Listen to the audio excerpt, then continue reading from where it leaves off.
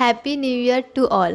নতুন বছর শুরু হয়েছে, 1 মাস হয়ে গেল। আমরা অনেকেই বছরের শুরুতে বেশ কিছু রেজলিউশন করেছিলাম, যেরকম নিজের যত্ন নেব, পড়াশোনা ভালো করে করব, বা নিজেদের কেরিয়ারকে এগিয়ে নিয়ে যাব। কিন্তু এখন প্রশ্ন হলো, কতগুলো রেজলিউশন এখনও আমাদের টিকে আছে, আর কতগুলো থেকে আমরা ধীরে ধীরে দূরে সরে গিয়েছি। আমরা দেখতে পাই যে কিছু মানুষ তাদের গোলগুলোকে অ্যাচিভ করতে পারে, কিন্তু বেশিরভাগ মানুষই সময়ের সাথে সাথে ধীরে ধীরে তাদের গোলগুলোর থেকে দূরে সরে যায়। এর কারণ হিসেবে রিসার্চ বলছে যে যারা নিজেদের গোলে পৌঁছয় তারা নিজেদের গোলগুলিকে লিখে রাখে। 1979 সালে হার্ভার্ডে একটি স্টাডি হয়, যেখানে MBA গ্র্যাজুয়েটদের জিজ্ঞাসা করা হয় তাদের গোল সম্পর্কে।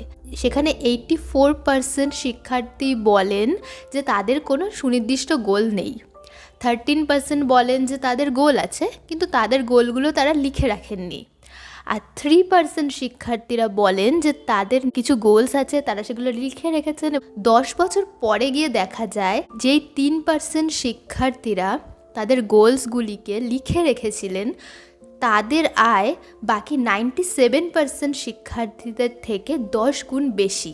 আরও একটি স্টাডি যেটি করেন ক্যালিফোর্নিয়ার ডমিনিকান ইউনিভার্সিটির মনোবিজ্ঞানের অধ্যাপক ডক্টর গেইল ম্যাথিউস, তিনি তার স্টাডিতে দেখেন যে যারা তাদের গোলসগুলিকে লিখে রেখেছিলেন, যারা গোলসগুলোকে লিখে রাখেনি তাদের থেকে 42% বেশি সফল। অর্থাৎ আমাদের যতই মনে হোক যে গোলস লিখে রাখা তো খুব সামান্য একটা ব্যাপার, এর ফলে কি আর এমন হবে, কিন্তু রিসার্চে বারবার দেখা যাচ্ছে যে গোলস লিখলে আমাদের জীবনে সফল হওয়ার সম্ভাবনা কিন্তু অনেকটাই বেড়ে যায়। কারণ এর পিছনে কিছু কারণ আছে, এটা এমনি এমনি বলা নয় যে লিখলে পরে জীবনে সফল হওয়া যাবে। এর পেছনে কিছু কারণ আছে, যেরকম একটি হলো জেনারেশন এফেক্ট। আমরা যখন কোনো কিছু লিখছি বা বানাচ্ছি, সেটা আমাদের অনেক বেশি ভালো করে মনে থাকে। কারণ যখন আমরা অ্যাক্টিভভাবে কিছু করছি, প্যাসিভভাবে শুধু না করে অ্যাক্টিভভাবে যখন কিছু করছি, তখন আমাদের ব্রেনের যে নিউরাল পাথওয়েগুলো সেগুলো অনেক বেশি সক্রিয় থাকে, ফলে সেই জিনিসটা আমাদের অনেক ভালোভাবে মনে থাকে। এবং দ্বিতীয় জিনিসটি হলো, আমাদের ব্রেনে একটা পার্ট রেটিকিউলার অ্যাক্টিভেটিং সিস্টেম বা RAS, যেটার কাজ হলো যে আমাদের চারপাশে এত ইনফরমেশন, সব ইনফরমেশন তো আমাদের একটা মানুষের পক্ষে নেওয়া সম্ভব নয়। যেগুলো আমাদের জন্য প্রয়োজনীয়, দরকারি, সেই ইনফরমেশনগুলো আমাদেরকে নিতে সাহায্য করে, সেগুলোর দিকে ফোকাস দিতে সাহায্য করে, এবং বাকি ইনফরমেশনগুলো দ্বারা যাতে আমরা ডিস্ট্র্যাক্ট না হই সেটাকে সে দেখে। এই কারণেই দেখবেন হয়তো আপনি কোনো মোবাইল কিনবেন, তো আপনি যখন সেই মডেলটাকে সার্চ করলেন, এবার বারবার অনেক জায়গায় আপনি সেই মডেলটা দেখতে পাচ্ছেন, সেই মডেলের ফোন আপনি আপনার আশেপাশের লোকেদের কাছে দেখতে পাচ্ছেন। এগুলো আগে থেকেই ছিল, কিন্তু আগে আপনার যেহেতু ইনফরমেশনটা দরকার ছিল না, তো আপনি সেইটার দিকে ফোকাস দেননি। কিন্তু এখন যেহেতু আপনার সেটা দরকার, আপনি সেটা খুঁজছেন, আপনার ব্রেন সেই ইনফরমেশনগুলোর দিকে আপনাকে ফোকাস করতে সাহায্য করছে। তো একইভাবে যখন আপনি আপনার গোলসগুলোকে লিখছেন, তখন আপনি বারবার করে আপনার সাবকনশিয়াস মাইন্ডকে বোঝাচ্ছেন যেটা আপনার জন্য ইম্পর্টেন্ট।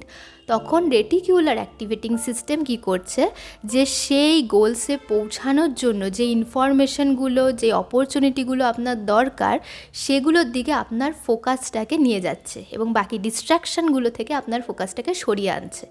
এবার আপনার ফোকাস যেদিকে যাবে আপনি সেদিকে এনার্জি দেবেন, এবং যেদিকে আপনার এনার্জি যাবে আপনার গ্রোথ অটোমেটিক্যালি সেদিকে ধীরে ধীরে হতে শুরু করবে। তো এইভাবেই গোলস লেখার মাধ্যমে গোলস আমাদের ভালো করে মনে থাকে এবং সেই গোলসের দিকে আমাদের ফোকাসটা যায়।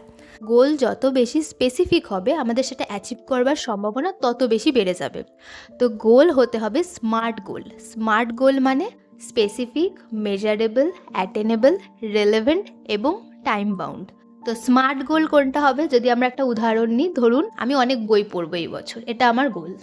তো এটা খুব অস্পষ্ট একটা গোল। তো এটাকে স্মার্ট গোল কিভাবে বানানো যায়? আমি প্রত্যেক দিন শোয়ার আগে একটা বইয়ের 5 পেজ করে পড়বো এবং মাসের শেষে গিয়ে আমি একটা বই শেষ করব। এটা একটা স্পেসিফিক একটা গোল, যে আমি একটা বই শেষ করব মাসের শেষে, আমি 5টা করে পেজ পড়বো প্রত্যেক দিন। এটা মেজারেবল, আপনি প্রত্যেক দিন দেখতে পাচ্ছেন যে আপনি 5টা করে পেজ পড়ছেন। এটা অ্যাটেনেবল, প্রত্যেক দিন 5টা করে বইয়ের পেজ পড়াই যায়। এটা রেলেভেন্ট, আপনার বই পড়তে চাওয়ার যে ইচ্ছা, আপনার যে নলেজ নেওয়ার ইচ্ছা, তার জন্য এটা দরকার। এবং এটা টাইম বাউন্ড, যে আমি 1 মাসে একটা বই শেষ করব। তো এটাই হলো স্মার্ট গোল। তো কোনটা অ্যাচিভ করবার সম্ভাবনা বেশি, আমি অনেক বই পড়তে চাই সেটা, নাকি এই স্মার্ট গোলটা? এবং এটা আমাদের আরও একটাভাবে সাহায্য করে। আমরা একটা বড় কোনো গোল ভেবে নিলাম, তো সেই বড় গোলটায় পৌঁছাতে তো সময় লাগবে। বড় গোলটাতে পৌঁছাবার জন্য আমাদের তো মোটিভেশনের দরকার। সেটা আমরা কিভাবে পেতে পারি? যে গোলটাকে আমরা ছোট ছোট ভাগে ভাগ করে নিলাম। যেরকম আমি প্রত্যেক দিন 5টা করে পেজ পড়ব। যেই আমরা 5টা পেজ পড়তে পারলাম, তখন কি হবে? ডোপামিন নামে একটা রাসায়নিক একটা নিউরোকেমিক্যাল আমাদের ব্রেন থেকে নিঃসৃত হবে।